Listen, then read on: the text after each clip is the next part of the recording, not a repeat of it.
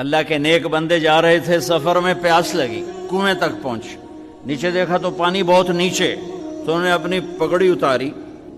اور جوتے کو اس کے ساتھ باندھا اور نیچے لٹکایا، تو پانی تک جوتا پہنچ نہیں سکا، تو پریشان ہو کے بیٹھ گئے، اب کیا کروں؟ اتنے میں ایک ہرن دوڑتا ہوا آیا، اس نے آ کر نیچے دیکھا پانی، تو ہرن تو وہاں جا نہیں سکتا، تو اس نے یوں اوپر دیکھا، اے پانی والے بے زبان ہوں پانی پلا، تو پانی ابلتا ہوا اوپر اٹھا اور منڈیر کے آ کے برابر لگ گیا۔ ہرن نے پانی پیا، ہرن کی طفیل اس انسان نے پیا، ہرن پیچھے مڑا، پانی نیچے گیا، تو اس کے منہ سے بے ساختہ نکلا